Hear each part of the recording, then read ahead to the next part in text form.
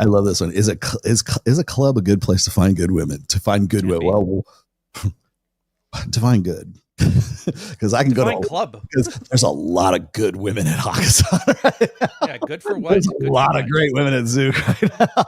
Let me tell you, by my standards, there's a lot of great ones there. How many divorced guys do you know, Rollo, that met their wife in church and she turned out to be a cheating whore? I know at least a few.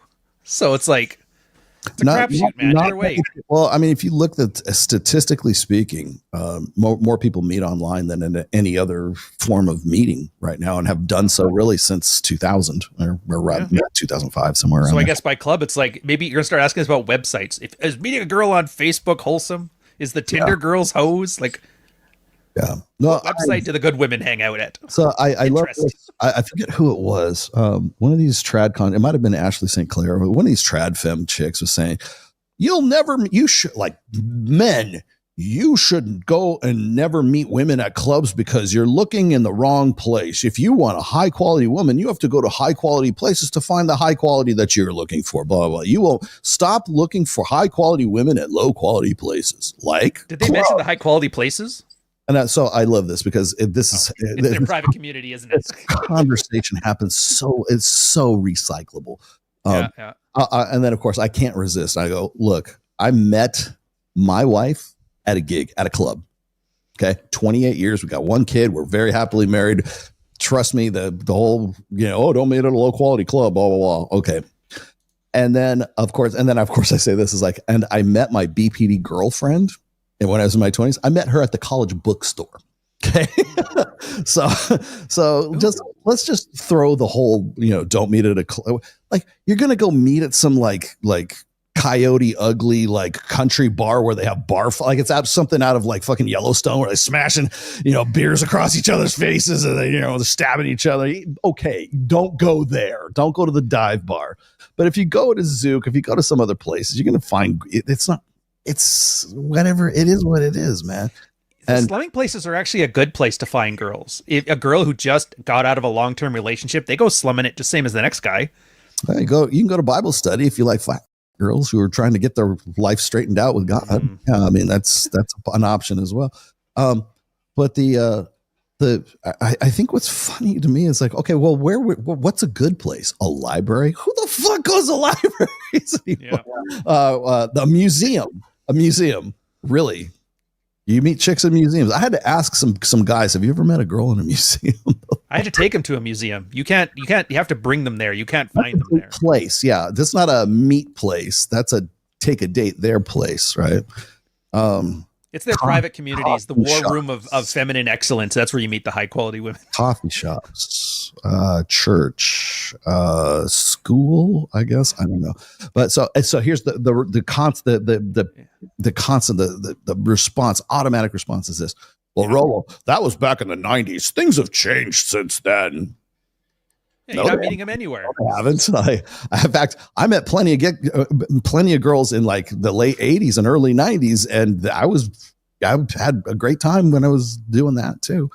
But I think what's funny to me is I think that people in some way think that since 2014, 2015, like in the last 10 years, things have gotten like significantly, like by an order of magnitude, more degenerate and worse. Oh yeah. And nobody goes anywhere anymore. We're talking about OnlyFans. We're talking about online stuff. Yes, you might definitely have a case there, but you know what? People like to fuck. Well, I don't care what century it is. I don't care what decade it is. Cause I will tell you right now, if you go and you look at the stuff that was going on in the mid 60s, the mid 70s, the mid 80s, the mid 90s, the mid 2005s, whatever like that. Everybody wants some, man. Everybody. I can do you one better. The Victorian era. Yes, absinthe bars. People were jerking each in absinthe bars, drinking the wormwood liquor. So don't tell me flapper girls. Do you remember flapper girls, the 1920s? Why do you think they called them flapper girls? It's because they were fucking. Yeah, their hair short to piss off dad. Then they started tapping boots. You know what's funny is what was it? What's the prequel to Yellowstone? Was it 1923? 1923 and then 1883. Those were the two prequels. Yep. In the 1923 that prequel, I watched it. Has Harrison Ford and what's her face is in that. Helen Mirren is in it as well, and it's basically the generations that came before the generation that's at Yellowstone right now. And one of the conversations they had in one of the episodes was women shaving their armpits, because right up until like the 20s, the roaring 20s, women had like big old bushes. Like they never shaved. Like it wasn't the fashion, right? And then so it was scandalous. It was like shaving your cooter.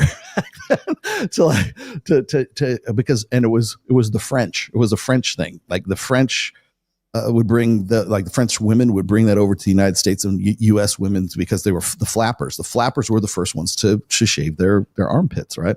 Yeah. And so now they're in Montana or wherever they're at, and the girls start shaving their armpits.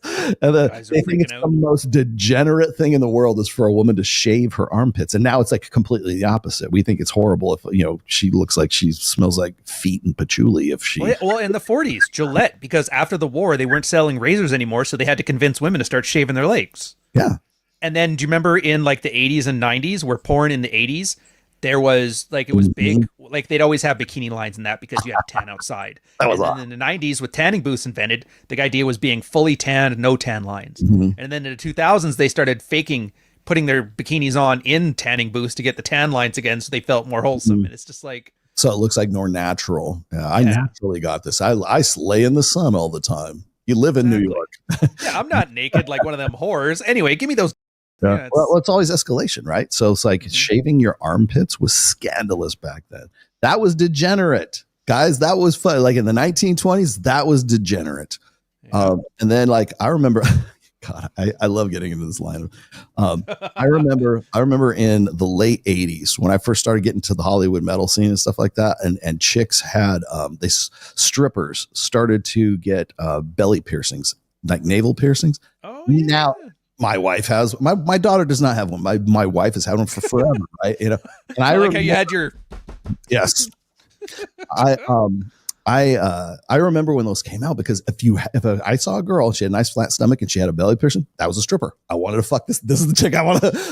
It was like a fishing lure. I gotta go get that. I gotta get that shiny thing in her belly, right? Yeah. But earrings, braids even used to be the sign. That was yeah. So then you had the navel piercing. Oh, and then I remember, maybe you do too. I remember when if a woman shaved her snatch, that was niche porn. You had if you wanted the VCR or VHS of the girl with like completely shaved skin, because it was like, oh my gosh, you want a little girl? What's wrong with you? You're sick and depraved and everything.